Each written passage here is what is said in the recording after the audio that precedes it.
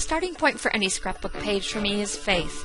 Faith that if I begin moving my photos around on the canvas, the story and the design will emerge. Watch me make Together Around the Barn and see where my faith took me on this day. See my starts and misstarts, see my movement forward and the final result. Along the way, learn about layout design and figure out what story you want to tell on a scrapbook page.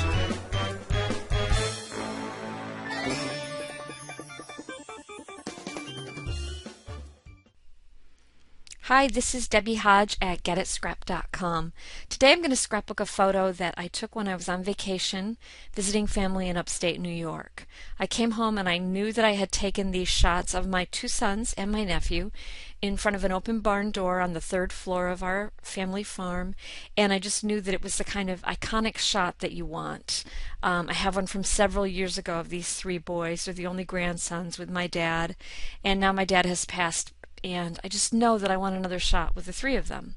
So I started looking through these photos, and I took several. I always do this when I'm taking a shot that's especially important, and especially if it's posed.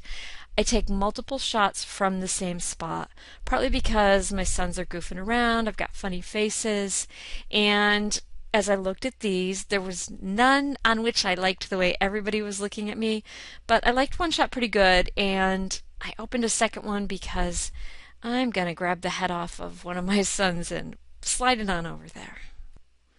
So I take a look at these two pictures and I decide I'm going to, I like the look of my older son on this first photo really well, but not so much on the second photo, but the second photo is the pose I like. So I will go to that first photo and I'm going to select the elliptical tool in Photoshop, the elliptical marquee, and I'm going to set feathering to 22 pixels. So basically I want to go grab his head and shoulders, and I want it to be feathered because then you don't have real stark lines when you match things up.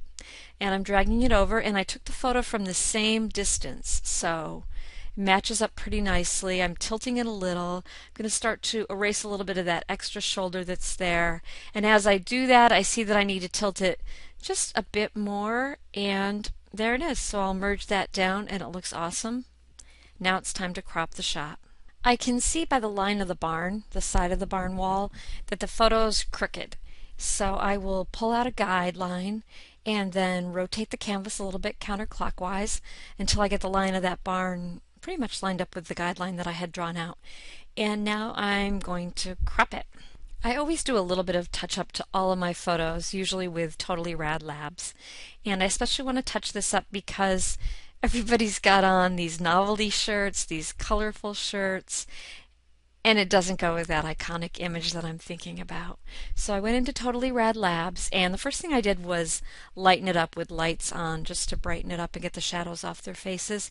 And then I'm trying a whole bunch of different black and white and sepia filters, and I finally just went with regular old sepia, but I toned it back some so that some of the color shows through. Whenever I use Totally Rad Lab, I always, when I get done with that edit, I go back to my history panel. You can hit F9 in Photoshop, and I look back a step to see what it looked like before the edit, and then with the edit to see if I like the effect. And I did like the effect, and I decided to go back in and I basically added this recipe to it again. So I'm still keeping some color, but I'm getting most of the color out, and I've got that sepia tint to things. And as soon as I get back out, I check again, how do I like this edit? Do I like it or not? History. I noticed there were a lot of spots on my son's black shirt. When I was zoomed in, I realized a lot of that was hay. They had been playing in the haymow. But just one bit of it was a spot that must have been some dirt on my lens because I had been in the haymow. So I used the clone tool to get rid of that. And then I merge all the layers down. And now I'm going to open up a 12-inch by 12-inch canvas in Photoshop. If you're a paper scrapper, the equivalent would be a 12-inch by 12-inch piece of cardstock. So that's the base that I always work on. I'm opening that up and I drag my photo over, and I can see it really would be a really nice one photo page. I could probably even extend it the whole height of the canvas. But I'm not a one photo scrapbooker. I love the look of those kinds of pages, but they're not a lot of fun for me to put together. I enjoy playing with multiple photos and with product and getting a more layered look. So I've got that on there, and I'm just going to go see, are there any other photos that I might use, some kind of context that I would want to add, and I grab photos that show my sons and my nephew interacting. And I'm cropping them down. I'm really not sure how they're going to go on the page, but I'm just going to pull them out here so that I have them and my mind's on them. And now before I move any farther, I'm going to go take a look and see what kind of new papers and product I have that I might want to use. And I know that a couple things I'm really interested in are the new Allison Pennington You Are Here kit that I got, and some papers by Celeste Knight called Country Charm. So I'm just taking a look at those, opening a couple pieces, and I also got some stitching that I think is pretty cool. So I'm going to open that up and drag it on, and I immediately see that I don't like that.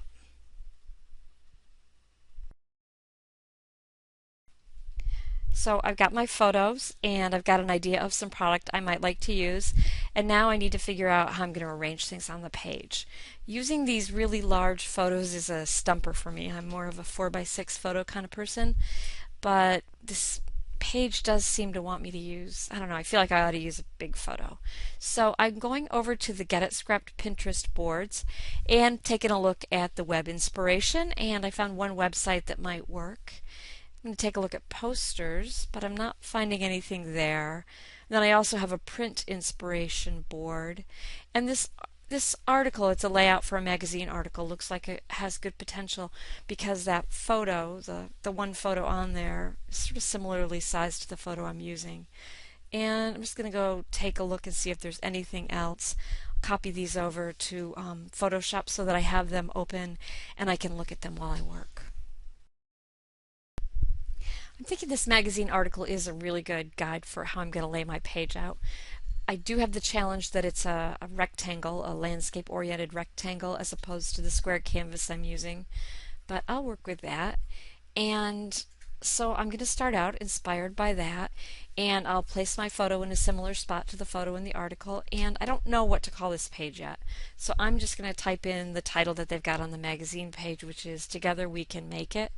And I know that I've got a font called Cumulus that's really thin. It's not exactly like that font, but it's thin, and I know I've got it installed, and that'll work. And I'm also going to add my journaling right below the title in a smaller font with a similar look to the article. And now I took a look and I'm trying to figure out those blocks of type down below, exactly sort of how far up the photo they go. So I used some guidelines over on the inspiration piece, and I saw that they start pretty much halfway down the photo. So I'll put some similar guidelines onto my canvas, and I'm going to draw out some blocks just sort of as placekeepers. I'm not sure what I'm going to put in there, but I'm drawing those blocks out, and now I'm wondering if I can use the photos and some pattern paper blocks. It's a good excuse to use some pattern paper, so I'm going to clip one of those papers from Celeste Knight's Country Charm, and now I'm going to take the photos that I had pulled out and head over to the side, and I'm going to add a little bit of, I'll use Totally Rad Labs. I'm not going to give them quite as much sepia as the others. The others, I remember I sort of doubled up on the sepia. So these will have a little more color to them than that main photo. And I'm going to size them down and see how I can fit them over here in these blocks.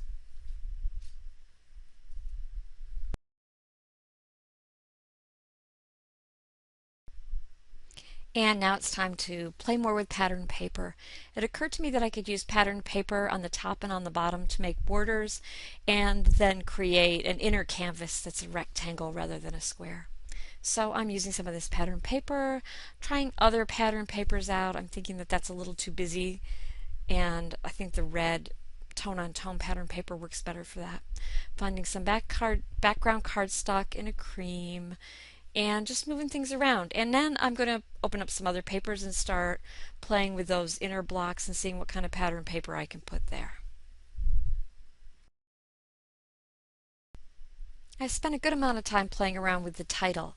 I really wasn't sure what to call the page, and I was going for the same kind of placement that was on the inspiration piece. I wanted the long first line and then shorter lines below it.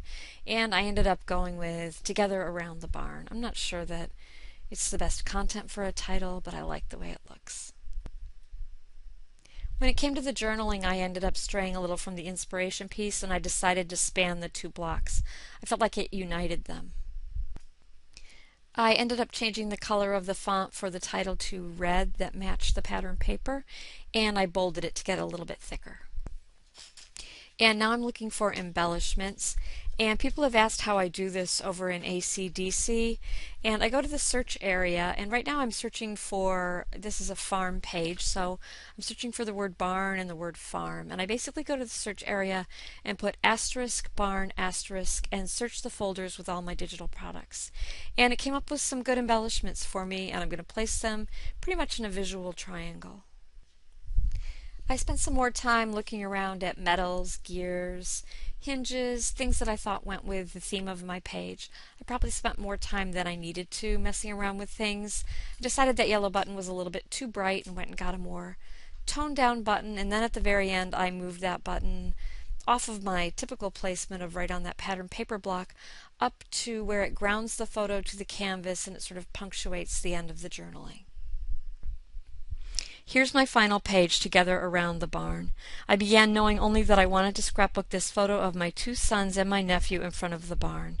I edited the photo to get rid of some of the colors and those images on their t-shirts, and then I looked for an inspiration piece that would help me get a more graphic look on my page than I'm used to. I found a magazine spread from an article, and that gave me the basis for the kind of font I used, the arrangements of my elements, and I was able to substitute photos and pattern paper blocks in for the text. Together Around the Barn is the result of my faith in the creative process. I began with one photo that suggested a graphic design and relied on that and print inspiration piece to let me both feature a large photo and play with pattern paper and embellishments. You can master design principles yourself with our free class at getascrap.com/learndesign.